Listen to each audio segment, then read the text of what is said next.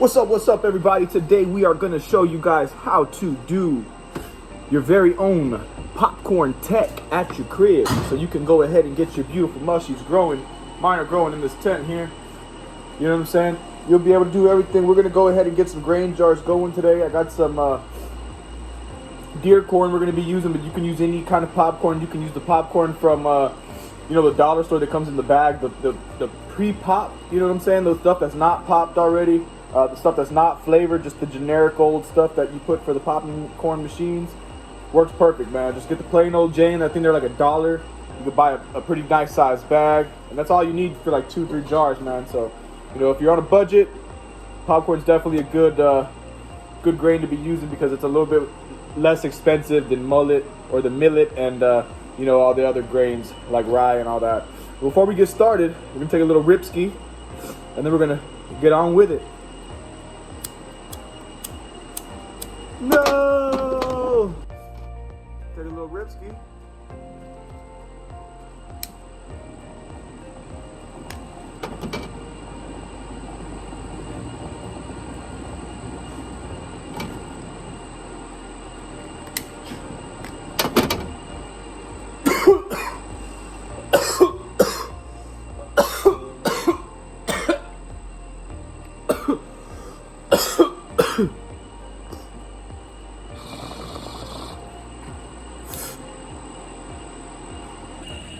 All right, guys, we got our deer corn in here, and it's a little dusty from being in the bag, but we're gonna go ahead and get working with it. We're gonna clean it off a few times, and then we'll get it on the stove. We're gonna do a no soak technique.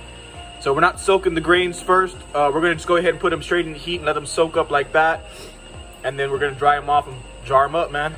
All right, let's get to it. All right, everybody, so the first thing we gotta do is we gotta rinse these grains out. So we're just gonna get them into the sink, turn the water on, and just give them a good rinse. And we're just rinsing them off like this to get all the powder and dust and shit that was on these damn things. This is deer corn, guys, that I'm using. You can get a big bag of this. See this? You can get a big bag of it at Walmart, 50-pound bag. $6.50. To me, it's worth it just because of that fact that it's so cheap and I can get plenty of it. The only thing is, you definitely have to clean it out because you do, when it comes to deer corn, they put everything in there. See, this is the top of the corn right there, husk. So just give it a good mix up. All the stuff you don't want in there will float up to the top just like bird seeds. But you're gonna go ahead and keep doing this because check this out. You see how murky that water is? It's murky ass water, son. You don't want that. You do not want that. So you're just gonna keep on mixing, dump it out, keep removing junk. And then once it's pretty clear, then we're gonna start the boiling process or the heating up process. And let me go ahead and finish cleaning these grains out, or this corn out, and we'll get back to you guys. All right, guys, so at this point, we rinsed off our corn about 3 different times already. It is looking a hell of a lot better. Let me go ahead and show you guys. So see the difference, how the clarity is clear now. That's what we want. We want clean corn. All right, so that's about filled up. We got it about 2 inches above the fill line for the corn. And the reason why we do it 2 inches is because as it heats up, not only will water boil off, steam off, but these corns are gonna get nice and fat and full of water. And after we let them soak up that water for about 45 minutes, we're gonna put them on a low heat get down from there, boy. We're gonna put them on a low heat and let them simmer there on the stove for about 45 minutes so they can absorb water and heat up.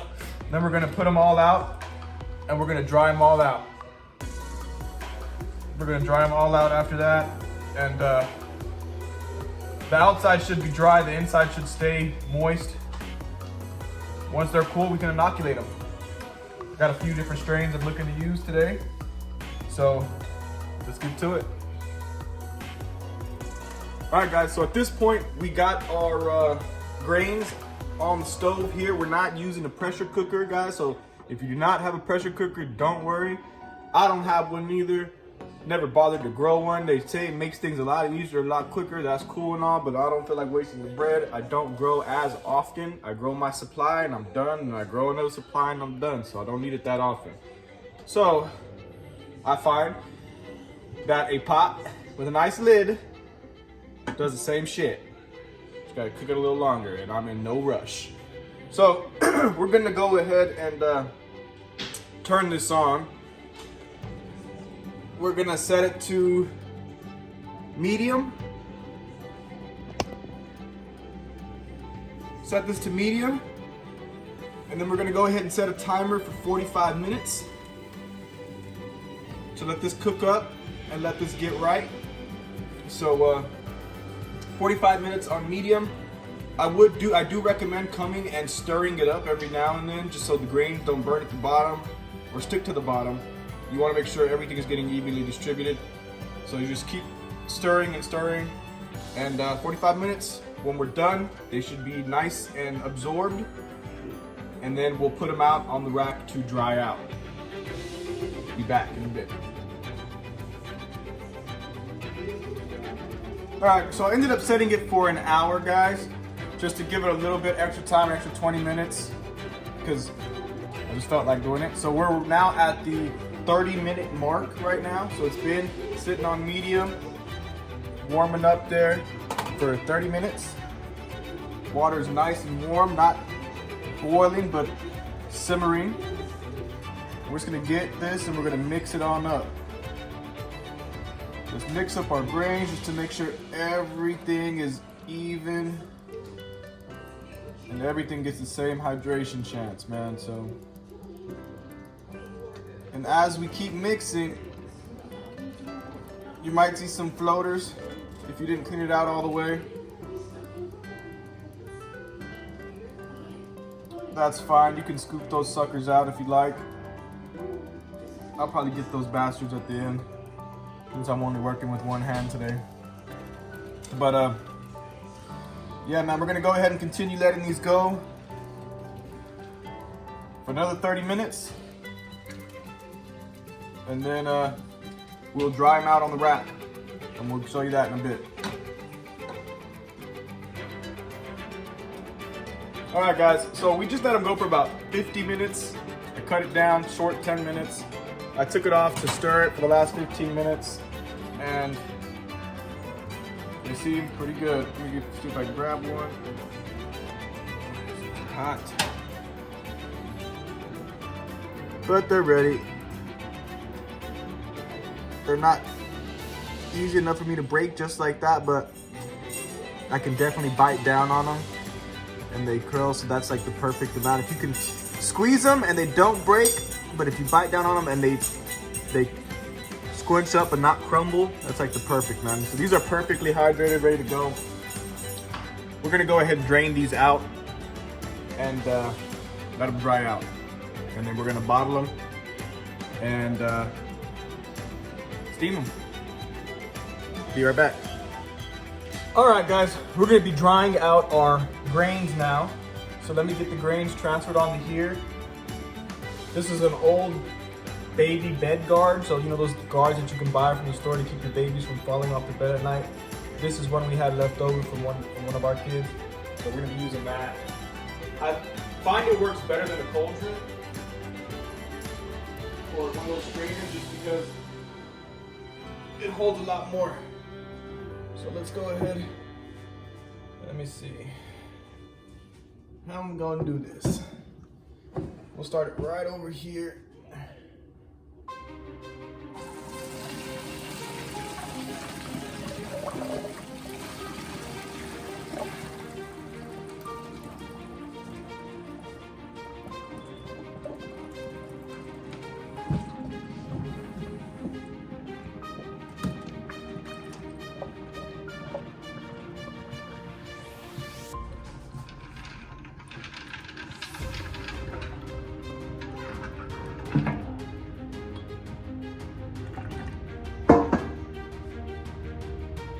Okay.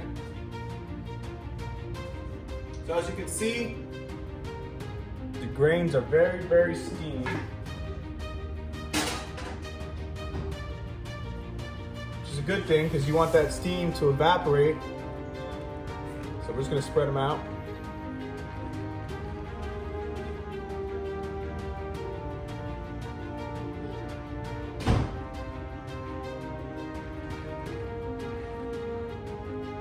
We're gonna let these chill for about 30 minutes, or as long as it takes for this outside to get dry.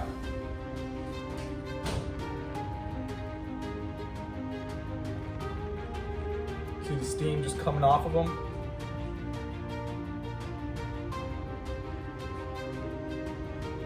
And if you don't have one of these baby gates, man, or these baby things, dude, you can pretty much just use a metal cauldron, a metal strainer, or a plastic strainer, whatever you got. Let it sit. You might have to mix it up and shift it up a little bit in there just because everything sits there and the stuff at the bottom tends to stay wet. Stuff at the top gets dry faster, so you want to mix it up if you're using one of those things. Other than that, if you can spread it out, you can get a towel. At this point, it doesn't fucking matter. You can get a clean towel, lay it all on the countertop, spread them out over the towel. They just need to get dry. The insides of these are soaked, so they're full of water, which is good, it's what we need. But we need the top, the outer parts of the husk to be dry before we can move on to the next step. So just hang out and we'll come back in just a bit. All right, guys, at this point, our grains are now dry. You can pick them up and you will have none sticking to your hand. And if you're not retarded, you can, or sorry, let me use that word. If you're not stupid, you can tell when something's not dry. There's no need to do the paper towel test or the napkin test or whatever, toilet paper test. And if they're dry, you know they're dry. So they're freaking good. So I decided to do this whole thing. I have modified jars and I have all that stuff. And I decided to do this one unmodified all the way. So we're gonna go ahead and use some fresh jars with no modifications. Just because I know some people at home don't have everything, man. They want to grow right away, man. So it's not necessary to do any of the fancy dancy stuff you see people do with the lids. It's fun, it's helpful, it's useful if you create, you know, lids. You know, it's easier to keep things sterile. You don't have to have a sterile air box or anything like that when it comes to, you know, inoculation. But if you don't have it, it's not the end of the world. So we're gonna do it without this time. So let's go ahead. I'm just picking out some of the split grain that I see.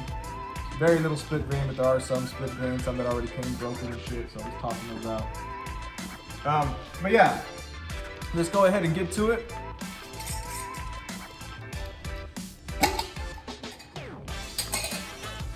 And just load them up. You don't have to worry about being sterile about this part of the process because you're about to sterilize everything in just a second.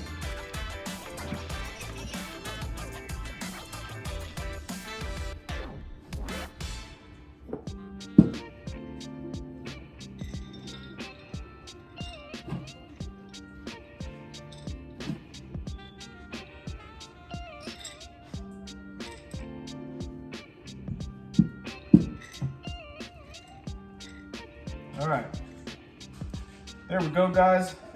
That's how much we're gonna fill up each jar. I'm leaving a little bit of wiggle room on top just so we have enough room to shake them up when we need to. So for this unmodified Tek, you're gonna go ahead and take your lid, take that out, flip that upside down just like that. So now the outside of your lid is there. And that just makes it easier. So after we take these things out of the steamer, it doesn't create a seal and it doesn't make that impossible for us to get that lid off. Because if you do it this way, see this little orange thing here? It creates a seal when heated up to can things. So it'll be a bitch to get this thing off in a bit. So that's why you flip your lid to make it easier for you. And you're gonna put the lid on, just like that. You're gonna come and you're gonna tighten it. Yeah. I'll find it in a second. And you tighten it, finger tight, leave it loose a little bit. So finger tight, see it's tight, fingerly, but I can still move it. So finger tight and then just one little small turn to get this thing loose. All right, so you're gonna finger tight it. And one little thing to get it loose. There we go.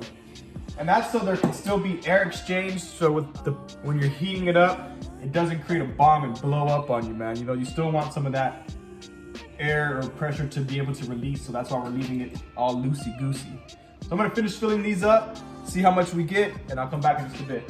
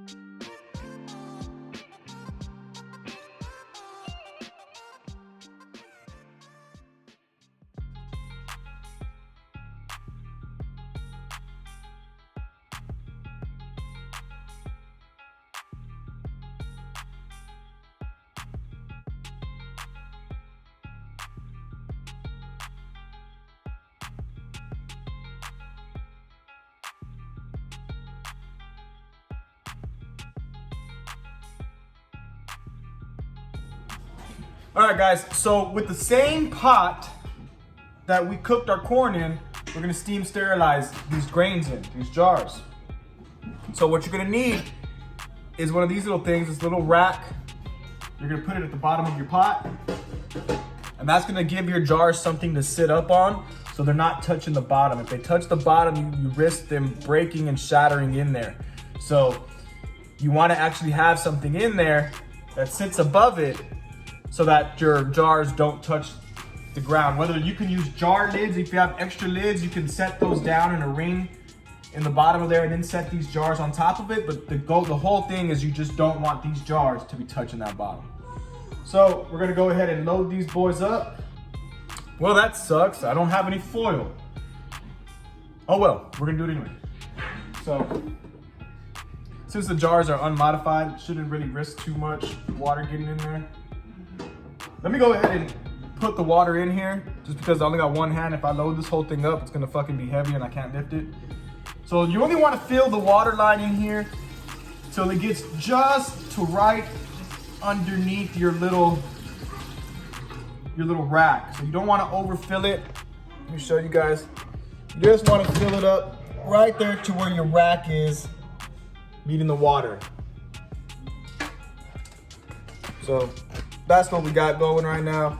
Let me go ahead and finish doing this. I'm gonna move this over to the other side, right back with you.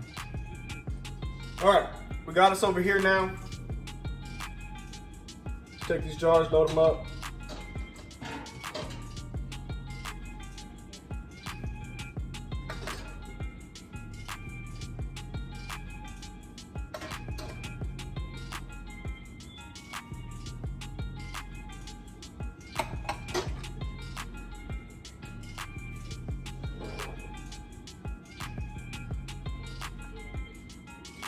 It looks like this one only holds 4.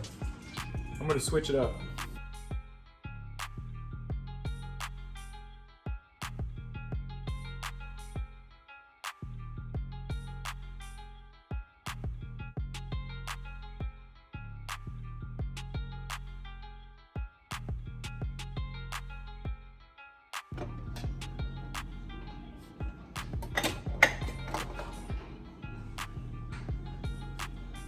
Voila.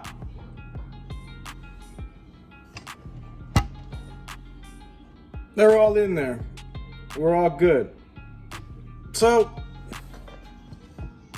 now what we're gonna do is we're gonna kick it up to high. We're gonna let that start steaming up.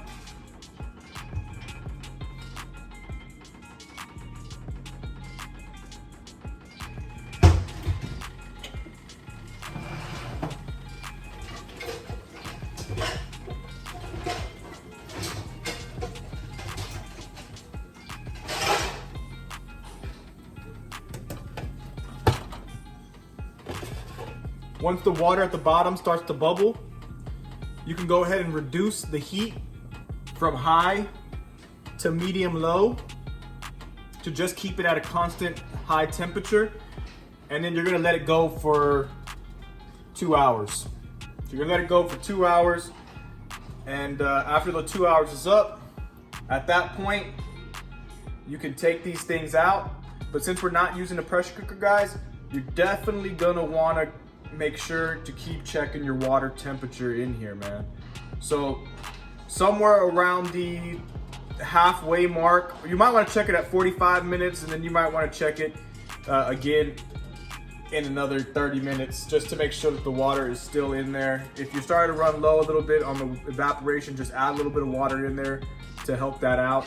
You do want to be careful though when you're adding your water, just because the stuff that's in here is already hot, and by you adding water to it, you do have the potential of cracking your glass jars. So when you add water in here, make sure that you add water on a side or an opening that there's no jars, that the water that you're adding can go straight to the bottom without touching any of your jars. If it touches your jars, the cool water can crack your hot jar. So you just want to make sure to avoid that by pouring your water down the side and letting it slide into the bottom without touching your jars. At that point, you let it steam for a little bit longer, keep on rocking and rolling. In 2 hours, come back, check it, and they should be ready to go. You'll let them cool down to room temperature, and at that point, you can inoculate them. So we'll get you back in a bit, maybe at the halfway mark when we're adding water, and then we'll get you back whenever these are done. So we'll let these cook up, let the water start to boil in here, and then I'll see you in a bit. All right, guys, so they are about 27 minutes left. At 12 o'clock, they'll be done. And then we're gonna take them out and let them get to room temperature. We'll just keep on going. I just added some more water to the bottom. I added another cup to the bottom just to keep that water in there. But they're still going, bro. They're going hard, so. Yeah, it works. We'll let y'all keep on. I'll get back to you guys whenever they're all the way ready. All right, guys, time's up on these. So we're gonna go ahead and turn off the heat. You can let them cool in here. Some people like to let them cool overnight. I don't. I wanna be able to inoculate these later on today. So I'm just gonna take them out, and we're gonna set them down on the side to cool down for us. Y'all be careful when y'all pull these things out, man. These are hot as hell.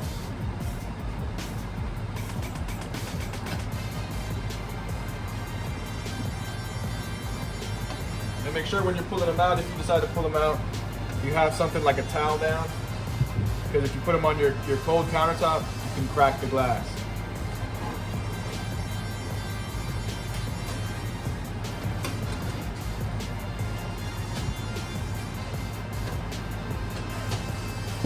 Bam. Just like that, all done. There we go.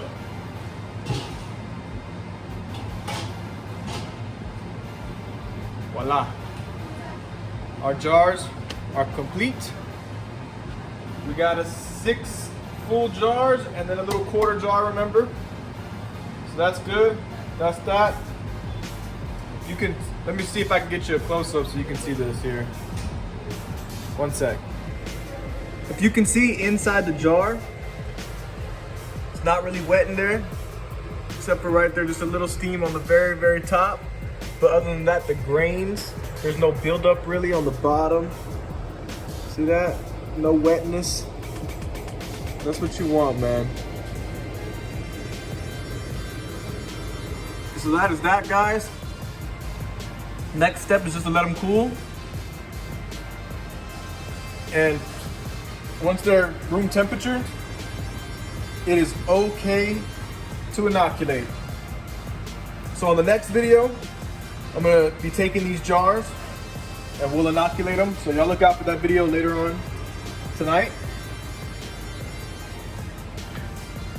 And that's how you do Popcorn Tek, guys. That's how you get some jars ready to inoculate. So just make sure you guys don't rush it.